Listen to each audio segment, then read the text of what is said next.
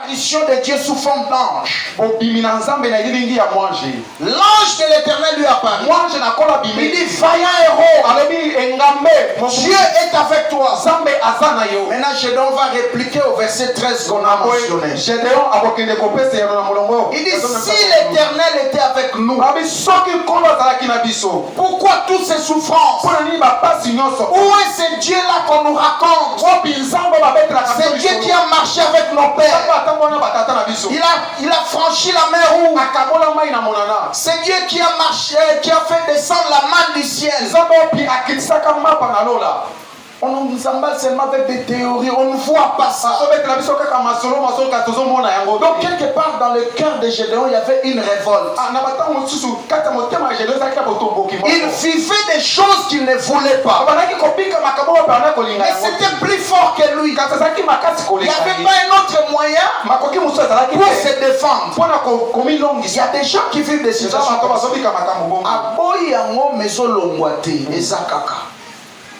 Amen, amen. Amen. Il refuse certaines choses. Mais ça ne quitte pas sa carte. Mais quelque chose bouillonnait dans le cœur de Gédéon.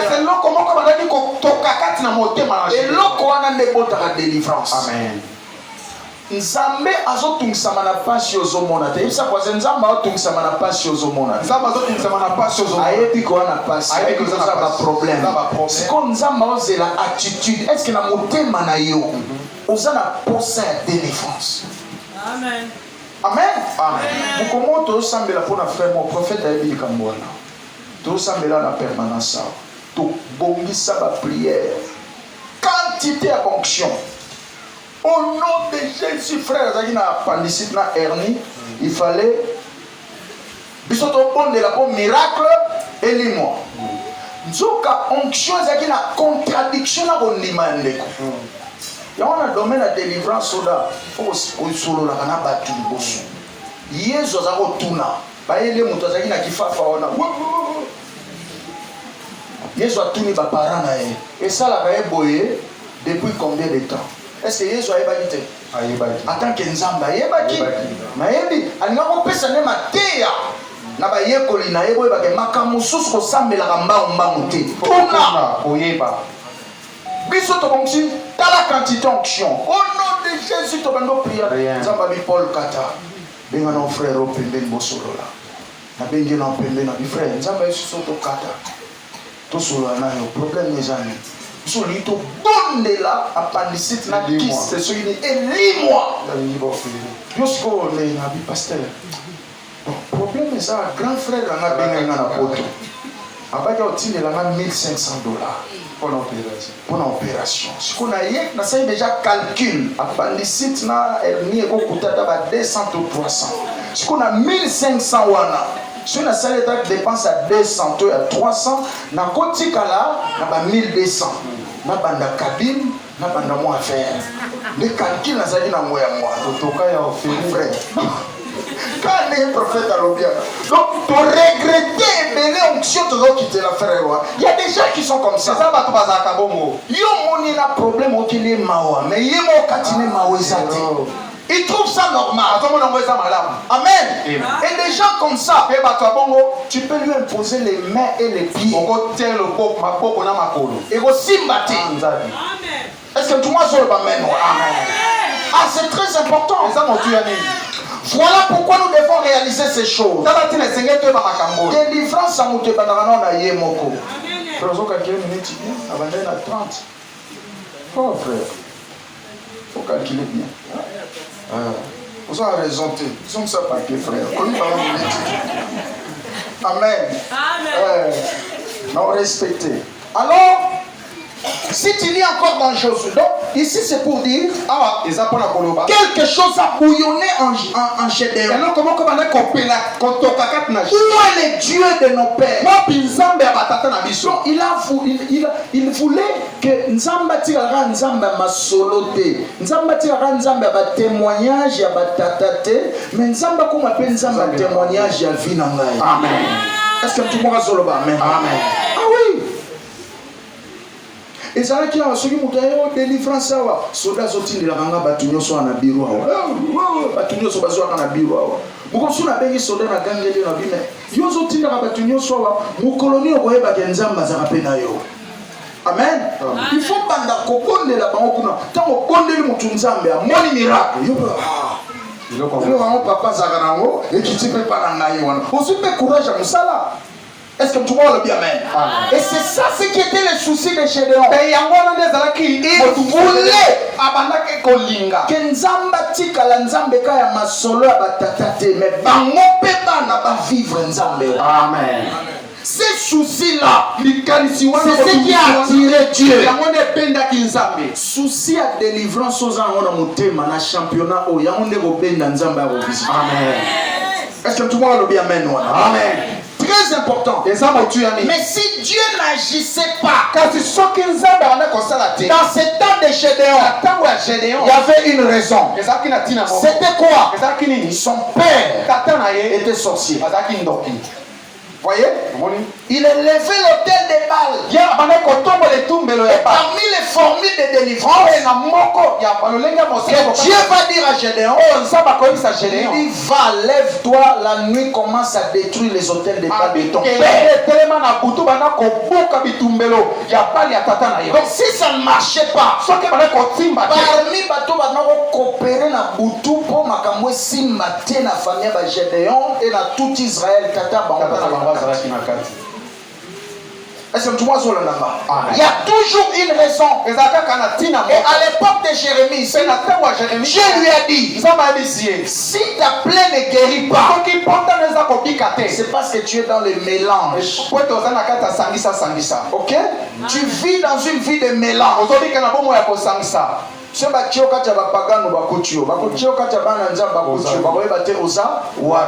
es dans le mélange. Et Dieu lui a dit au verset 19 là, Soki okaboli oeza motuya na oya pamba pamba okokoma munoko nanga na kotelemisa yo lokola bronze lokola ebende. Amen, amen. Bakobundisa yo bakolonga yo te. Mais le problème est ni banana loko séparé kokabola. Biloko eza motuya na biloko pamba pamba. Autrement dit bima na mélange. Amen. J'attends quelqu'un dire amen. Amen. Donc délivrance sans moute bandana non na yemoko. Est-ce que tout le monde a ça c'est très très important. Si tu n'as pas encore compris ces choses, tu vas passer beaucoup de temps dans la présence de Dieu sans rien faire. Il faut savoir aussi se remettre en question. Par rapport à vie. Si tu te poses des questions claires, Dieu te donnera aussi des réponses claires. J'attends quelqu'un dire amen. Même à l'époque de David, David est venu au trône, une année, sécheresse. Il a compris. Deuxième année, sécheresse. Peut-être c'est la volonté de Dieu. Troisième année, grande sécheresse. David s'est arrêté. La Bible dit il a la consulté. Répéter chaque fois. Raison mon amen. Tika ko sala ba consolation pa pamba o na monezaka volonté nzambe. Tant yo sala bongo ça na pas dit voilà na juillet na la lisi epongi azo rêver.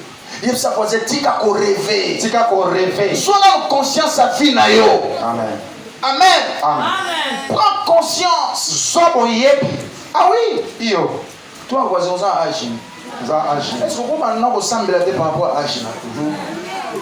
Salam pour il y a pasteur à MC sur ma terre à place. Ah oui. On dit banda ko sambela par rapport à âge na yo. Banda ko sambela par rapport il y a pas temps. On se montre à Kennedy. Il y a des choses. Oh Seigneur nous a pas ça yo. Amen. Lorsqu'on quand vous allez quand Dieu peut te pardonner. Les hommes peuvent te pardonner. Mais l'âge et le temps ne pardonnent jamais. Amen. Amen. Il y a certaines choses que tu peux oser comme ça. Le corps te dira, monsieur, tu n'as plus 17 ans. Tu n'as plus 17 ans. Amen, amen. Amen. C'est pourquoi on a un moment boyé, bateau baye belo baye luka. tomba bi plutôt bando sambela ko bambana tana mabele wa Amen. nzambe ozawa bukomona ote na isiro kande matei na ngeto mbokisaka batu boye wa église bengainga bazaki na nzete moko pembeni wana baza kotonga frère moko alobi parce que mon thème était toujours là, je ne répéterai pas l'histoire négative. Frère alobi pasteur okasoka sisio tea parce que asimbeka liloba nanga moko si tu pries comme tout le monde Dieu te répondra comme tout le monde. Mais si tu pries de ta manière Dieu va aussi te répondre de manière différente. Leloka ya simba na mateya na pasteur na ozeleka soka yanga mateya na sina yoka ki déjà on nyosa solo baneza sur yanga te ngaka kawana au moins mateya ko tema 1 heure. Amen. Mutuna mutu aza na heure na ye, aza na temps na ye, aza minute na ye. Donc frère azo tomboka na mwele moko frère atelemi wana. Protocole ba bi frère fande donc ye ya ye parti ayoka kawana. Soki na sambeli neti batu nyonso nzambe pe akopambola nga ndenge apambolaka batu nyonso. Mais soki na sambeli na ndenge na nga na komona pe nzambe kosala na ndenge na nga. Ye ya ye mate azo ika ya mwana. Abi ngana wa matali kola nzete. La sisi ka otia bo frère amatali kola nzete simba étape nzambe kolo na lembi vioyo bato za ko monela kwa mutali boma. Voyez lokola un fou donc kwa mutali boma parce que la foi ondima se sépare avec la folie en 2 lettres. Elle et E. Elle na E. Solo au bâtiment, elle n'a pas foi et comme il faut. Donc quelqu'un qui a la foi, il n'est pas différent d'un fou. Un fou de Jésus. J'attends quelqu'un dire Amen. Amen. Frère Azon Ningisanzete Kuna, ba protocole, ba frère Azul Liboma te wabi pasteur frère Kokuna yako sambele nzambe. Non, c'est sa foi, laissez-les. On a prié, on a fait des services, les gens sont tombés partout. Après, le frère est descendu. Il a pris son offrande. Il est venu sceller. Demain encore, il a repris. On a ce qu'on est battu pour comprendre que c'est stratégie. Il y a ça pour dire Lukanza mena stratégie na yo. Amen. Amen. So ça il nzambe neti batu nyonso, nzamba opambulo neti batu nyonso. So zo pe offrande neti batu nyonso, nzamba opambulo neti batu nyonso. Il y a un principe mathématique qui dit si les données sont les mêmes, les résultats seront les mêmes. Les données 1 plus 1, ça va donner quel résultat? 2. Mais si je change les données, 1 plus 2, ça va donner quoi? 3. Et changer. Amen. Si on va donner à vie, on va changer. On va résultat à vie, on va changer. On va changer, on va donner. Tu vas pas y église retard. Amen. Ça là est fort quand la première parole à monter. Puis quand il y a l'église, où maté bandi pour côté na présence en Nzambe besoin temps parce que outi na ba mi pépétom so outi na transport kuna boswana ki etindi kambo pusana kuna tout ça. Omoni ozoya nzela toki wana okuti maman pasteur azotea pour côté na maté ozwa temps. Est-ce que tout le monde a le bien? Amen. Très important, change. Bongola. Change ta position et Dieu changera ta situation. Est-ce que tout le monde a un autocollant? Amen. Et ça m'a été à mobimba. Changer position, ça m'a changé nini makambuna yo. Mais toi tu ne fais pas changer ta position. Tu vas changer ta situation. C'est incompatible. J'attends quelqu'un dire Amen. Amen. Ces frères-là priaient toujours sous l'arbre. À côté de qui nani demande d'emploi dans la société minière les à côté à est on n'avait pas terminé le séminaire parce que c'était à 2 semaines. La première semaine est finie, deuxième semaine, deuxième jour, on a appelé ces frères là frères Zaroya Makolo na séminaire le roi Batunyon soit foutu moto pour na batu batamo ba taxi te zaka makolo na ba taxi moto to séminaire et s'il était frère à komiko donc musala ba pesa ki azuna titre à l'écolo par rapport à la classe atanga a komiko ya église na mutuka séminaire et s'il était na ba garde bazo garder. J'ai récupéré ces frères là comme matériel didactique. Bon on dit frère aya ika lokola binoa tika kolanda bato na église landa nzambe Amen. landa mateya Amen. kokangisa kondima naona mutu te yazokenda bulembu abanga nzambe te kosambela malonga te yo mpo koti na rythme wana tuna na voisin yo yaka na église oyo boye Yo yaka na église oyo boye tala ndenge okoma distraction totale. Voyez-vous, ces frères est venu comme tout le monde. Mais le séminaire n'a pas fini. Amen. Il s'est distingué des autres. J'attends quelqu'un dire Amen très bien. Amen. Qui a ton voisin? Championnat de prière au Kota Siko. Amen. Zamba Komsio Makamwa Minene. Amen, amen. Et tu perds ton temps pour rien dans les distractions. Alors, bien aimé dans le Seigneur, la première raison qui fait obstacle à la délivrance, c'est le manque de foi. Si tu n'as pas la foi, la délivrance ne viendra pas.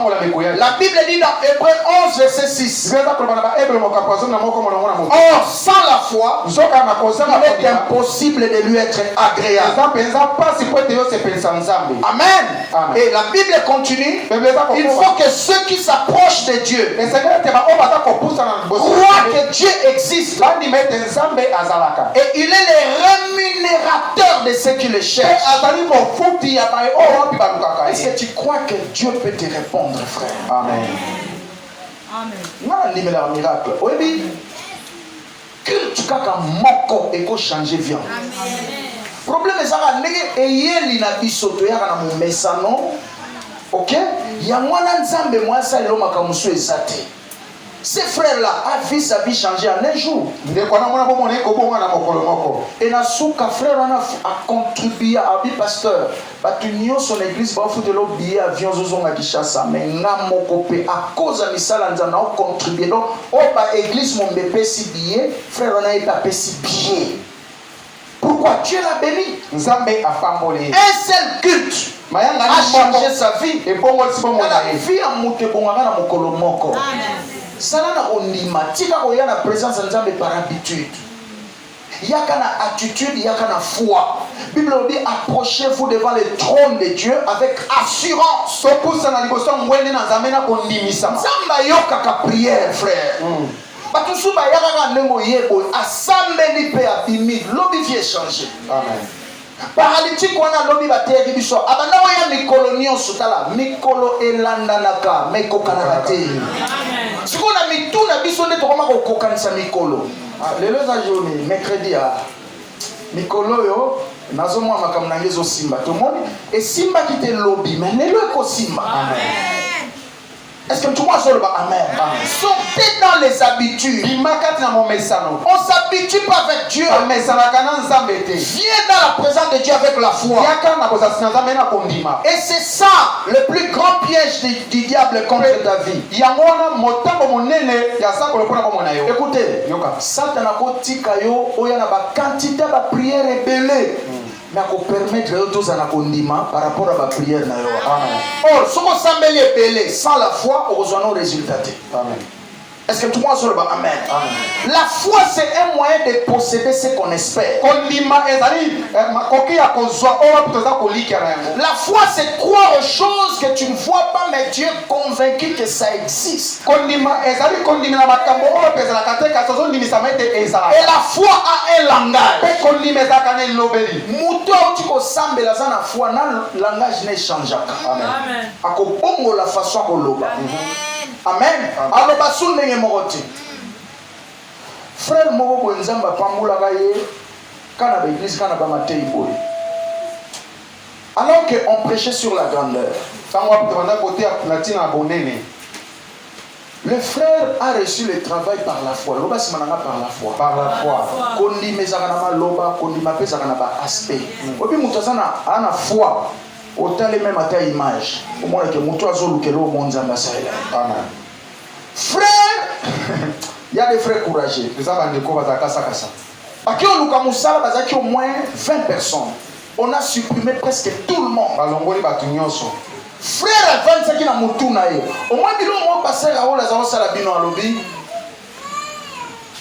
Mona tozala motuka, moni. Démarrer, vroom vroom. Est-ce que tout le monde a qui on a? Parce que on dirait ça liboma, on dirait ça bagema, on va pas. Il y a des choses que Dieu makambo mikie mikende changera vie à mon. Nandenga bien pe nandenga malade. Bien pe nandenga malade. Des petites choses que nous négligeons. Makambo mikie totala kapamba. Frère, le pasteur a été sur la grandeur. Frère, on monte en a clé na yo, on a bingai, na zana bureau na ngai, na société on a zana bureau na ngai. Asota mo na clé na yo wana. Ba clé on peut ça de l'autre. Eza banda ko fungola te me ba clé ka kembele wana. Achangwa. So azotambola ezolinga na wana. Amen. Amen. Sikoyo batu bazolongwa. Il y a vandi. Sikoyo à un certain moment mon konzi abango abimi atali abi frère. Mais yozo c'est l'année ya batu nyoso basi bakei. Abi bon ba pasteur soit dit biso que faut aux ana foi. Yamuna omo na ba fungola oh c'est frère intéressant. Abi ozomona ba fungolo nazana bureau moko yango batunyo suba kenga nazaka na ozela ke nazana musala chef du personnel antali boy mais c'est frère abi diaka nan siko pas kitisa ya tester sur azana esprit à serviabilité. L'humilité précède la gloire. Ah oui, je te dis. Ça voisin quitta les sous. Alors qu'est-ce qui est arrivé? Chef, c'est bon. Dit katana ba peluso na zomona wana. Pesa coupe wana bani ko katia. Dit kene sokola ba wese za na sima wana kia sokoli ba wese wana tout ça continue soir. Na ba clé na yo wana. Azana na foi que azana biro. Alors qu'est-ce qui se passe? Aussi si musana yo soir. Mokonzi kia tali ya mo asali ya mo penza. Yo mtoza so ba tindi osali bien te. Osala erreur. Orata opportunité musunde wana. Est-ce que tout le monde le bien amen? Frère na vie na yo sulu muto atindi osale loko ebi ko sala. Sala mo bien. Amen. Est-ce que tout le monde le bien même? Salambo de façon que, mais après jour, on a donc au coup final. On saisir ma pamboli au Canada. Aniki ba wese propre, akati matiti propre. Mon kondiana ya tali wabi. Ah, tu es intéressant. Di pesangana no nani identité na. Au contraire qui se fait bien. Après cette identité batali se fait batali grade na e. Babi bon. Par rapport à la classe au Tanga, grade le moyen zaté, mais est-ce que vous avez la porte, entrer, sortir, non, il n'y a pas de problème, je peux le faire, m'engager comme sentinelle. N'a pas clé n'a toujours. Abandonner foi tabinga, n'a pas de bureau. Amen. Un jour, le directeur venait, directeur a écrit, tant que tu n'a pas clé, tout ça. Vous toujours dans moi français. Bonjour monsieur. Bonjour monsieur le directeur. Dans moi respect. Ce monsieur me salue souvent. De quoi peut ça un mode de conviction? Quand on a les portes à côté, après on se sont dit monsieur viens un peu. Je te vois souvent me saluer. Ça quand même garçon pour une manière. Il ça voisin bon ça peut bisaler. Bon ça bisaler. On dit côté il pas molé au tête. Non moi pour ça quand même ta bonne manière. Yo peut ça rabattre dans mbote. Oui mbote fungula ba porte c'est belé. Est-ce que tout le monde est là? Ah oui, je te dis la vérité. Vous êtes sur vos solos. Kaka façon na peut ça mbote et fungula les portes. Mokonzi atali abidi. Pour ça la ni na vie na abi. Nga naza licencié na sciences politiques et administratives. Bien bon. Dossier de ça oui ça. OK. Quelque temps après il y avait un chef au Sénégal qui est en congé, les morceaux sont en vacances, ils vont remplacer dans Moutumoko. Erreur basala qui est en moi. Et place Bissakole Nzambe Banego manifester la ville en moi. Ba pessier momentanément à remplacer Moutumoko Zaki na congé.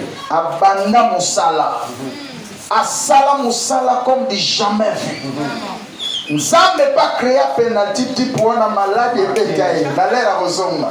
Atika la place on a na bureau tino. Amen. La foi. On dit la foi. La foi. Quand tu n'as pas la foi, c'est difficile d'être agréable. C'est même impossible. Ce soir, nous voulons prier. Amen. Premier obstacle, c'est la foi.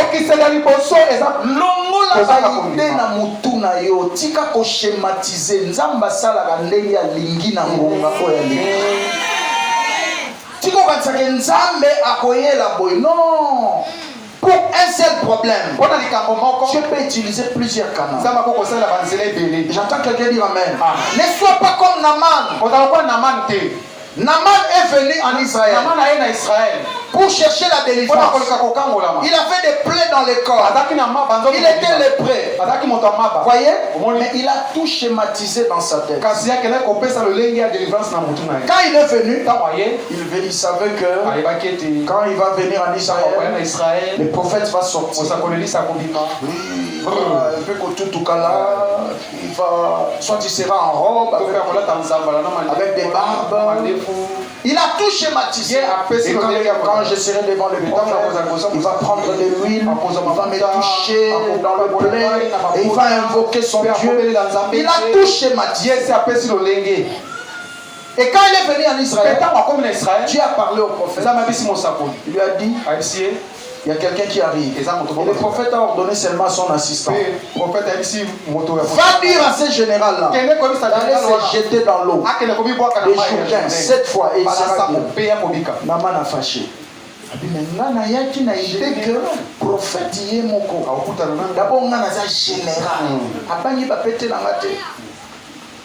Et puis, il y a des gens qui ont journée, il y a salité, il y a journée, il a tout schématisé. Et au verset 11 de 1 roi 5 là, la Bible dit, je me disais que oui, souvent nous disons que dis à ton voisin, arrête d'avoir des idées derrière. Dieu peut emprunter n'importe quelle voie pour te délivrer. J'attends quelqu'un dire Amen. Amen. Tu dois avoir la foi. Amen. Amen. Et je vais m'arrêter à deuxième obstacle aujourd'hui parce qu'on doit prier. Amen. Amen. L'inconscience par rapport à sa destinée.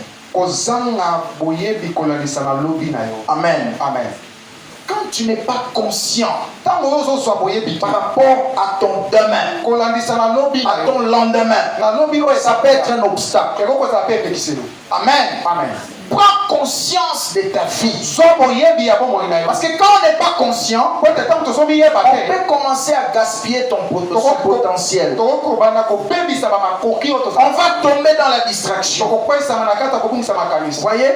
L'inconscience. Il y a des gens qui sont tellement inconscients. Mais façon ils ont traité les cabots. Est-ce que moto peut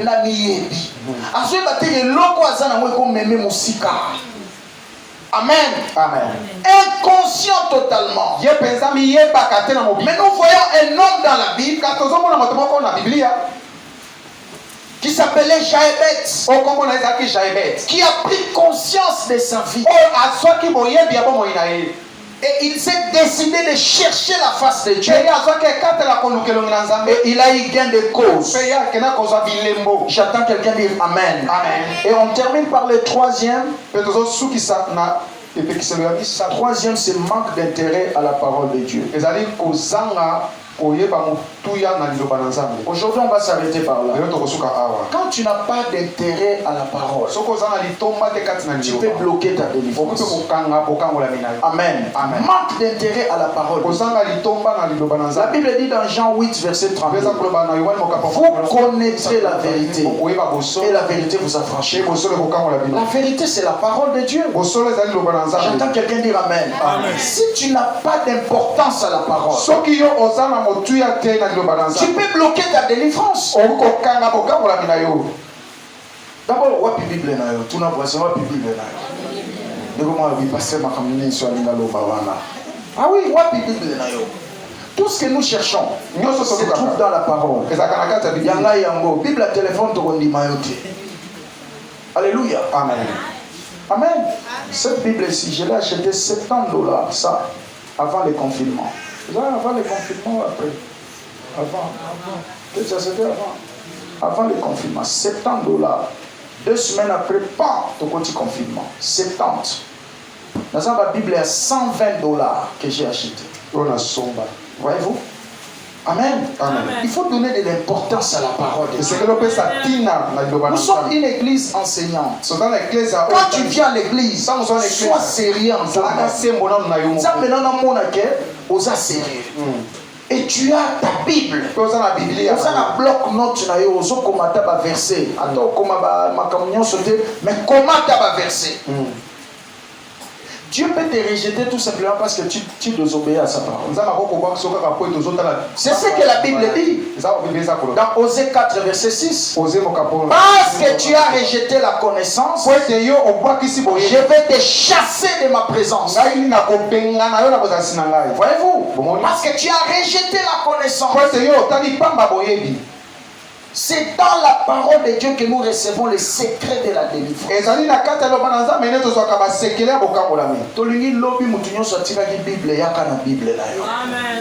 Est-ce que tout le monde le dit Amen? Amen. Ce soir, nous voulons prier. Amen. Amen. La foi, l'inconscience, manque d'intérêt dans la parole de Dieu. Amen. Amen. Amen. Nous voulons prier le Seigneur. Mon frère, ce soir, Dieu voulait tout simplement interpeller ta conscience. Si tu n'es pas encore entré, entre maintenant dans ce championnat. Sois sérieux. Amen. Amen. S'il faut gêner, jeûne. La prière au salaire, continuez comme ça et Dieu te bénira. J'attends quelqu'un dire Amen. Amen. Nous voulons prier le Seigneur. Nous voulons dire à Dieu de nous faire grâce ce soir, de nous concentrer encore davantage dans ces programmes spirituels. Que nous prenions conscience de notre destinée. Mon frère, ma soeur, il y a des choses que Dieu pouvait faire dans ta vie depuis très longtemps. Mais si ça traîne, c'est parce que toi aussi tu